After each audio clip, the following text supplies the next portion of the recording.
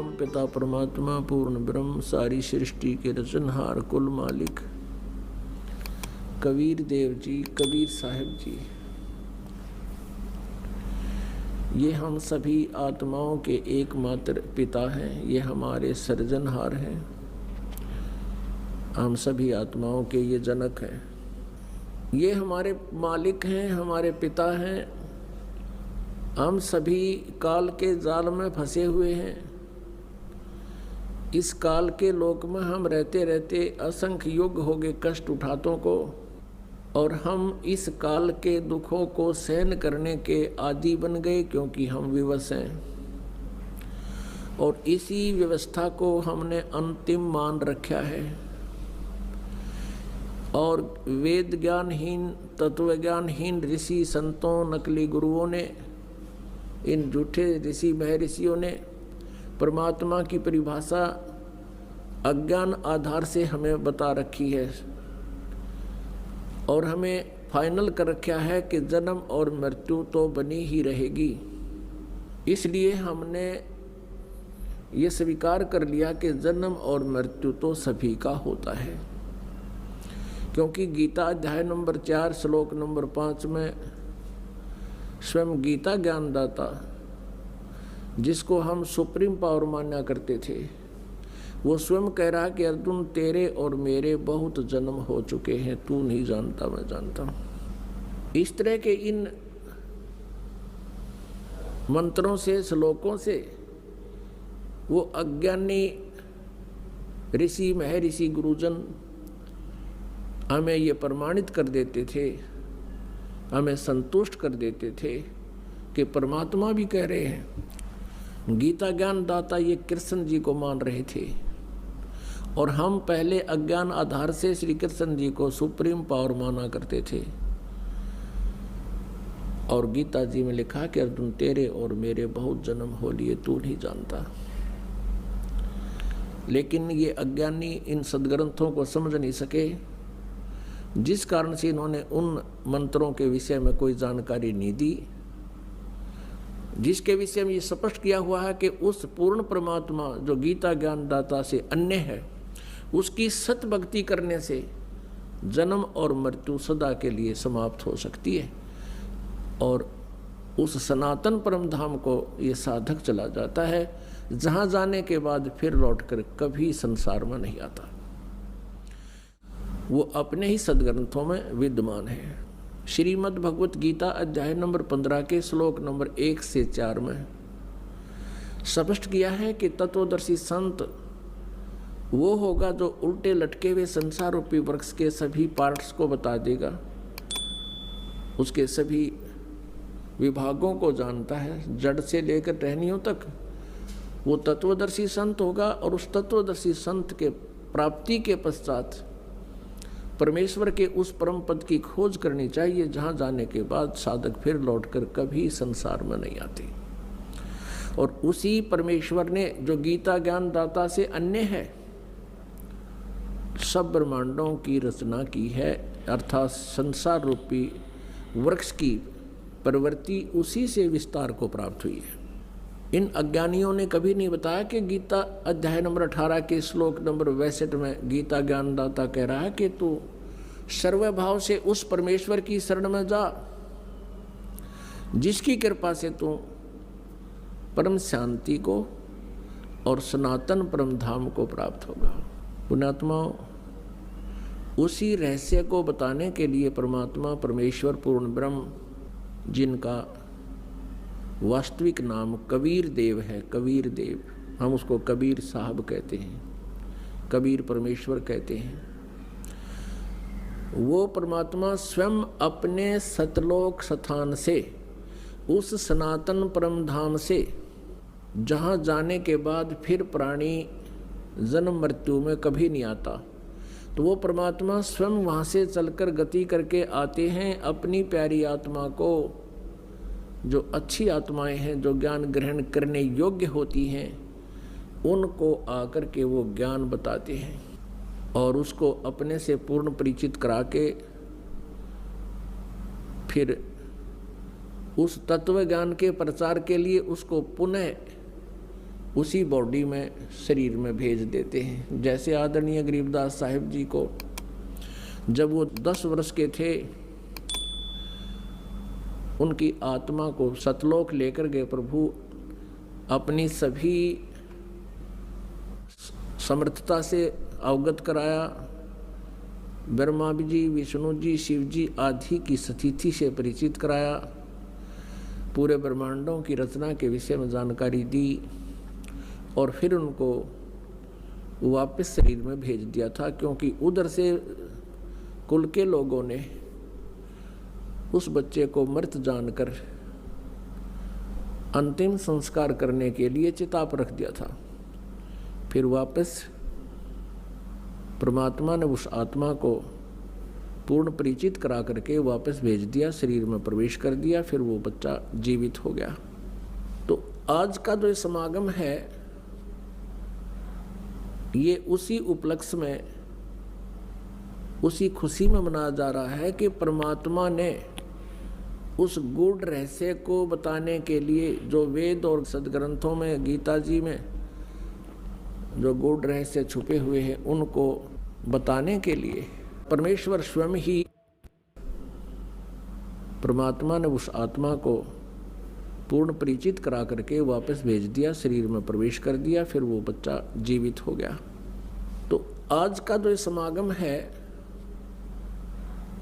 ये उसी उपलक्ष्य में, उसी खुशी में मनाया जा रहा है कि परमात्मा ने उस गूढ़ रहस्य को बताने के लिए, जो वेद और सदग्रंथों में, गीता जी में जो गूढ़ रहस्य छुपे हुए हैं, उनको बताने के लिए परमेश्वर स्वयं ही धरातल पर अवतरित हुए, सह शरीर आए। ये वो शुभ महीना है, ज्येष्ठ मास, और ये आने वाली जो पूर्णमासी है अभी 4 दिन बाद, यानी 15 जून की, ये वो शुभ दिन है कि वो परमेश्वर कलयुग में सतलोक से चलकर, सनातन परमधाम से चलकर गति करके सह शरीर आए और भारतवर्ष की पवित्र भूमि काशी शहर में एक लहर तारा नामक तालाब में विकसित कमल के फूल पर वो पूर्ण परमात्मा एक नवजात शिशु रूप धारण करके विराजमान हुए। ब्रह्म मुहूर्त, सूर्य उदय होने से लगभग 1.5 घंटा पूर्व के समय को ब्रह्म मुहूर्त कहते हैं। उसी समय एक अष्टानंद नाम के ऋषि, वो वहाँ लहर तारा तालाब पर एकांत स्थान देखकर स्नान करते थे, और जैसा भी उनके पूज्य गुरुदेव स्वामी रामानंद जी ने जो साधना करने को बता रखा था, वह कुछ देर बैठकर वो सुबह सुबह भगवान का चिंतन भी किया करते थे। स्वामी अष्टानंद जी अपनी साधना करने की तैयारी में थे, स्नान कर चुके थे, आंखें खुली थी और ज्ञान मुद्रा में विराजमान थे। उन्होंने क्या देखा कि आकाश से एक प्रकाश पुंज आ रहा है। प्रकाश का एक गोला सा आता नजर आया। ज्यों ही ऋषि जी ने उसको ध्यान से देखना चाहा, अष्टानंद जी की आंखें चौंधी आ गई। वो उस तेज को, उसकी चरम दृष्टि सहन नहीं कर सकी, आंखें बंद हो गई। आंखें बंद हुई तो क्या देखा, उसमें एक नवजात शिशु का रूप दिखाई दिया।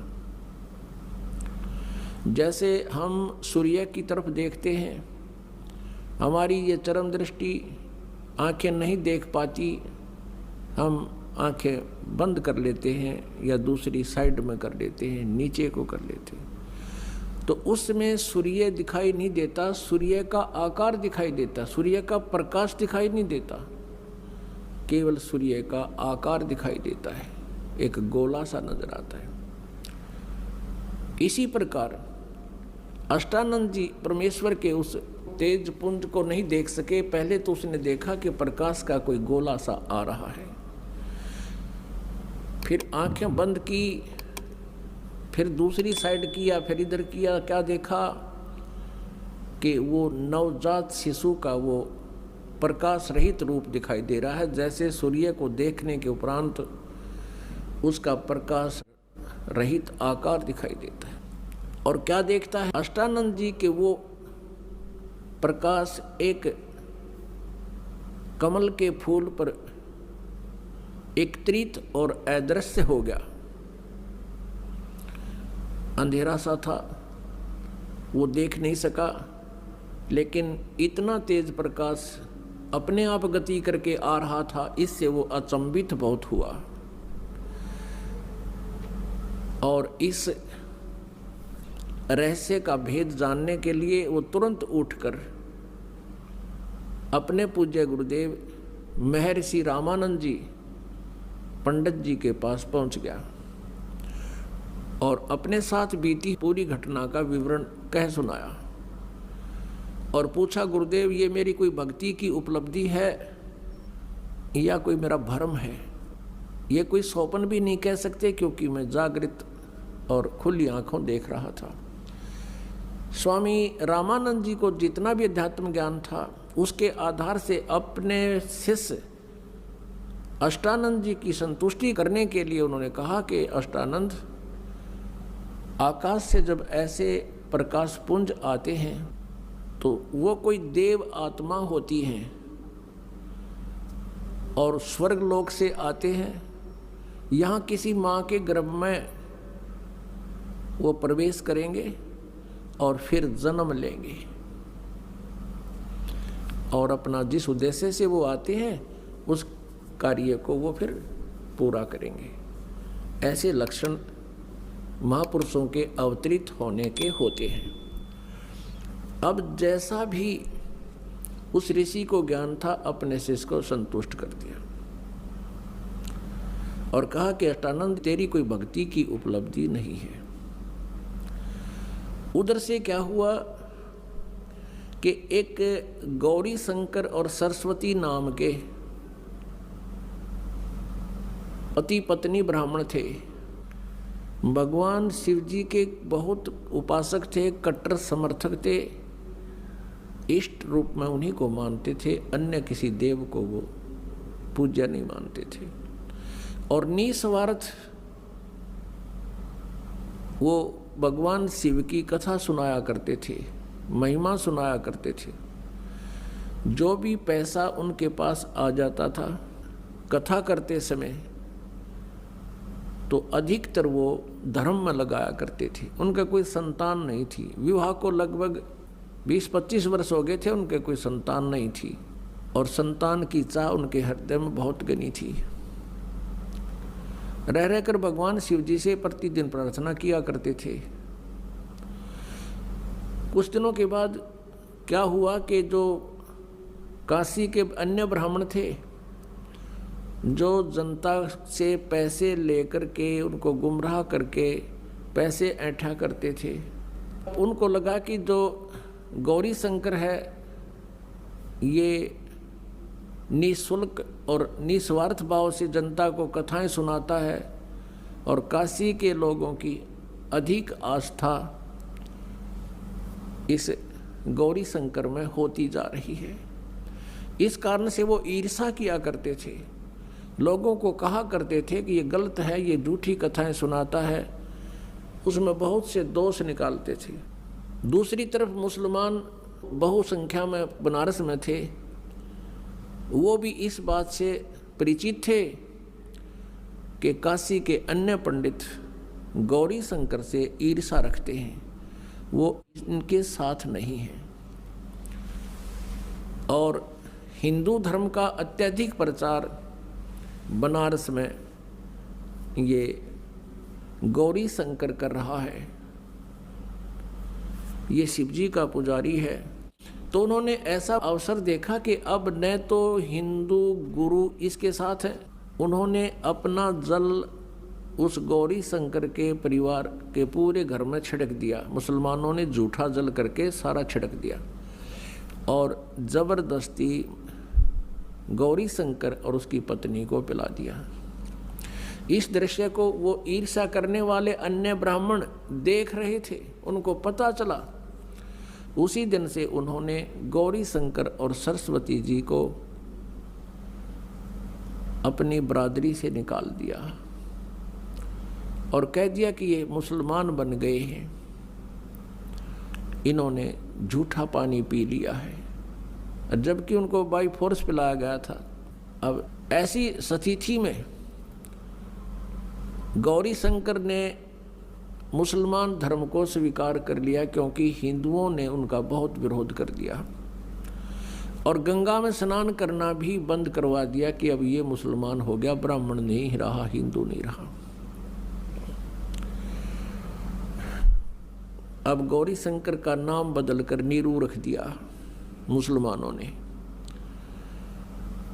और सरस्वती का नाम नियामत रख दिया,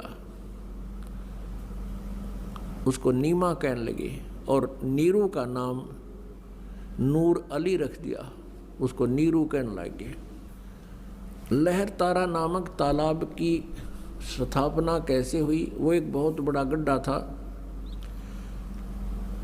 लगभग सैकड़ों एकड़ में झील थी, और गंगा का पानी लहरों के द्वारा ओवरटेक होकर, ओवरफ्लो होकर, जैसे पशु घाट बने हुए थे उनसे उछलकर वर्षा के दिनों में जब फुल स्वयं पर गंगा चलाकर बहती थी, तो पानी ओवरफ्लो होकर के लहरों के द्वारा रिस रिस के ऊपर के उछल के एक बहुत बड़े सरोवर का रूप धारण किए हुए था। उसका जल गंगा के तुल्य ही निर्मल था, लंबी चौड़ी झील थी, झील तो नहीं कह सकते, लंबा चौड़ा सरोवर था, वो तालाब था। और अष्टानंद जी भी वहाँ एकांत स्थान पा करके स्नान किया करते थे उसी स्वच्छ जल में। उधर से नीरू नीमा पहले ब्राह्मण थे, प्रतिदिन गंगा पर स्नान करने जाते थे। गंगा में स्नान करना ब्राह्मणों ने उनको प्रतिबंध लगा दिया, मना कर दिया, तो वो भी उसी लहर तारा नामक तालाब पर स्नान करने के लिए प्रतिदिन जाया करते थे। उस दिन भी जिस दिन परमात्मा उनको मिले, वो प्रतिदिन की तरह सुबह उठकर, ये गर्मियों का मौसम, सुबह वक़्त से उठकर चल पड़ते थे। जहाँ वो रहते थे उनकी जुलाहा कॉलोनी से लगभग 4-5 किलोमीटर की दूरी पर वो लहर तारा तालाब था। प्रतिदिन वो सैर भी हो जाती थी, स्नान दोनों पति पत्नी वहाँ करके आते थे। वो भले ही मुसलमान बन गए थे, लेकिन भगवान शिव को नहीं भुला पाए थे। अंदर से वो फिर भी पुकार उसी अपने इष्ट को ही सुनाते थे। उस दिन नीमा रोती हुई कह रही है, हे भगवान शिव जी, आप परम शक्ति हैं, आप देवों के देव हैं, महादेव हैं। मुझ दासी को भी एक खिलौना दे देते, आपके दरबार में भरे भंडार हैं। मुझे भी एक पुत्र दे देते, मेरा भी संसार में हिस्सा हो जाता, और दुनिया मेरे ऊपर कटाक्ष कर रही है, ना जाने क्या क्या कहकर हमें चिढ़ा रही है। ये परमात्मा, आपकी दासी का जीवन सफल हो जाता। उधर से न्यू कहकर वो बहुत जोर जोर से रोने लगी, बहुत हिचकी बंद गई। उधर से नीरू कहता है, नीमा, यदि हमारे भाग्य में होता तो भगवान शिव अवश्य दे देते। आयु हमारी 60 के आसपास पहुंच चुकी है, वृद्धावस्था ने दस्तक दे दिए हैं, और हम अभी भी उसकी तरफ चाह कर रहे हैं। आप ऐसे रोती रहोगी, आपकी आंखें खराब हो जाएंगी। बुढ़ापे में कोई उंगली पकड़ने वाला सहारा हमारा है नहीं, पुत्र भाग्य में है नहीं, तेरी आंखें और नष्ट हो जाएंगी, तू अंधी हो जाएगी। सब्र कर, भगवान ने जो किया वो ठीक किया है। ऐसे सांत्वना देते हुए और नीमा हिचकी बंधी हुई, रोती हुई, आंसू पोंछती हुई वह पहुंच जाती है लहर तारा नामक तालाब पर, जहाँ वो प्रतिदिन स्नान किया करते थे। पहले नीमा ने स्नान किया, थोड़ा अंधेरा रहते। नीरू बाहर बैठा था किनारे पर, ऊपर पाल पर। जब नीमा स्नान करके बाहर आ गई, नीरू स्नान के लिए लहरतारा तालाब में प्रवेश कर गया और ऐसे पानी से मल मल कर नहाने लगा, गोते लगा लगा कर स्नान करने लगा। जो वस्त्र पहन के स्नान किया था नीमा ने, कपड़े चेंज करके वो लहरतारा तालाब में पुनः किनारे पर पहुंची उस वस्त्र को धोने के लिए। उसी समय रोशनी हो गई थी, सुबह का उजियाला शीघ्र हो जाता है। थोड़ा सा अंधेरा छटा था। सामने एक कमल के फूल के ऊपर कोई वस्तु हिलती नजर आई नीमा को। नीरू तो नहाने में व्यस्त था, मस्त था। अब नीमा को पहले तो जब देखा कि लगता है कोई सर्प फन उठा रहा है, क्योंकि परमेश्वर ने,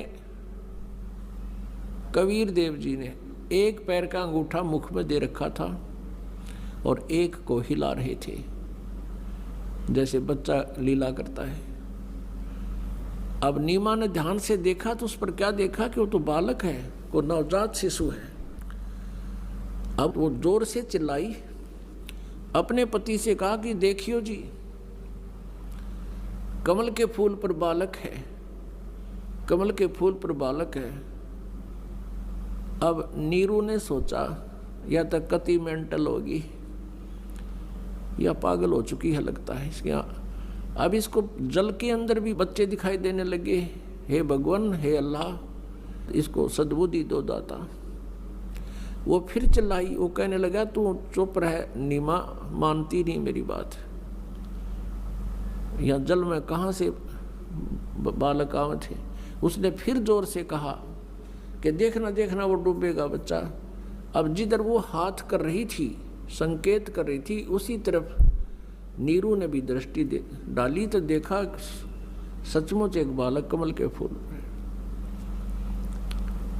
अब उसने आव देखा ना ताव देखा, एकदम आगे बढ़ा क्योंकि गहरे जल में गया और उठाकर उस बालक को कमल के फूल समेत तोड़ के ले आया, उठा लाया, अपनी पत्नी को थमा दिया।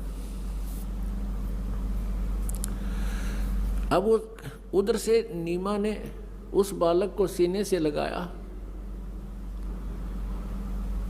पुण्यात्माओं, जिस परमात्मा की खोज करते करते हमने युग बीत गए और जिस परमेश्वर के गुणों को सुनकर हम गदगद हो जाते हैं, हमारे रोंगटे खड़े हो जाते हैं, उस परमेश्वर को उस प्यारी आत्मा ने पुत्रवत प्यार किया, सीने से लगा, मुंह चूम्या उस बालक रूप परमात्मा का और माथे का लावे, कभी सीने से लगावे, सौ सौ शुक्र मनावे अपने शंकर भगवान के। अब जो सुख उस माई ने होया होगा उस भगवान के टच करने से, स्पर्श करने से, उसका अंदाजा नहीं लगाया जा सकता। हम उनके नाम से इतने गदगद हो जाते हैं, उस मालिक का गुणगान सुनकर ही हमारे रोंगटे खड़े हो जाते हैं। उस माई ने जिस परमात्मा की चाह है, सर्व सृष्टि रचनहार है, और उस मालिक को सीने से लगाया, उसको कितनी खुशी और कितना उसके शरीर के अंदर रोमांच हुआ होगा। उस सुख को वो माई ही वर्णन कर सकती है। उधर से नीरू ने सोचा कि पहले तो हम हिंदू थे, मुसलमान बना दिए, हिंदुओं से संपर्क रहा नहीं, मुसलमानों से अभी हमारी इतनी जानकारी नहीं, हमारे साथ कोई साथी नहीं है। और यदि हम इस बालक को लेकर जाएंगे और जनता को बताएंगे कि कमल के फूल पर हमें मिला, कोई विश्वास नहीं करेगा। उल्टा कहेंगे कि तुम किसी का बालक चुरा लाए हो, हमारी पिटाई भी कर लेंगे और मार मार कर हमारा हुलिया बिगाड़ेंगे और पूछेंगे बताओ किस बहन का तुम ये बालक उठा कर लाए हो, और हमसे बालक भी छीन लेंगे और नगर निकाला भी दे देंगे। ये सारा जुगाड़ सोच कर, सारे विचार लगा करके नीरू ने अपनी पत्नी से कहा, नीमा इस बालक को यहीं छोड़ दे, और उसको सारी स्थिति से परिचित करा दिया कि हमारे साथ ऐसा ऐसा हो सकता है। तो नीमा ने कहा, जी इस बालक ने ना जाने क्या जादू कर दिया मेरे ऊपर, मैं इसको त्याग नहीं सकती, मेरे बस की बात नहीं। इसने जो मेरे अंदर अट्रैक्शन पैदा कर दी, ये मेरे बस की बात नहीं, मैं मर सकती हूँ। जैसे सर्प से कोई मणि छीन ले, वो फन पटक पटक कर मर जाता है। अब इसके बिछुड़ जाने से मेरी वही से चिट्ठी हो जाएगी, मैं नहीं त्याग सकती। नीरू ने बहुत कुछ समझाया और प्यार दिया। वो कभी अपनी पत्नी को गुस्से से नहीं बोला था, क्योंकि वो समझता था कि ये पहले बहुत दुखी है, संसार के व्यंग सुन सुनकर ये दुखी है, ये निसंतान है, ये बांझ है, पता नहीं संसार कितने प्रकार से पीड़ित करता है। वो उसको बहुत प्यार देता था। वो एक पति का प्यार भी देता था और एक पिता का भी। तो उसने उस दिन कहा कि नीमा तू बहुत जिद्दी हो गई है, मेरा नाजायज़ फ़ायदा उठा रही है, मैं तेरे को आज तक कभी गुस्से से भी नहीं बोला, तो इतनी जिद्दी हो गई है कि आगा पीछा नहीं देख रही है, और ये पिछला हमारा क्या हाल हो गया है, आगे और ना जाने क्या होगा। नीमा नहीं मानी। तो उस दिन पहली बार अपनी पत्नी की तरफ उसने थप्पड़ मारने के लिए हाथ उठाया, रोते हुए, आंखों में आंसू है। तब नवजात शिशु बोलते हैं परमात्मा कि नीरू, तुम्हारे लिए मैं आया हूँ, मुझे घर ले चलो, तुम्हें कोई कुछ नहीं कहेगा। अब नीरू का हाथ वहीं का वहीं रुक गया और सोचा ये कोई फरिश्ता है, ये कोई सिद्ध पुरुष है, नहीं तो कमल के फूल के ऊपर बच्चा कैसे स्थिर हो सकता है। उसको फिर सारी बात याद आ गई कि ये कोई सिद्ध पुरुष है, सिद्धि वाला हंस है, भले ये बालक रूप में है लेकिन सिद्धि तो उसी तरह काम करती है, वचन से काम करती है। अब नीरू चुप करके आगे आगे चल पड़ा, पीछे पीछे उसकी पत्नी परमात्मा का शुक्र मनाते हुए और उस ओरिजिनल गॉड को साथ लिए हुए चल रही है, गोदी में लेकर चल रही है। उस कंप्लीट गॉड को, पूर्ण परमात्मा को गोदी में लिए हुए जा रही।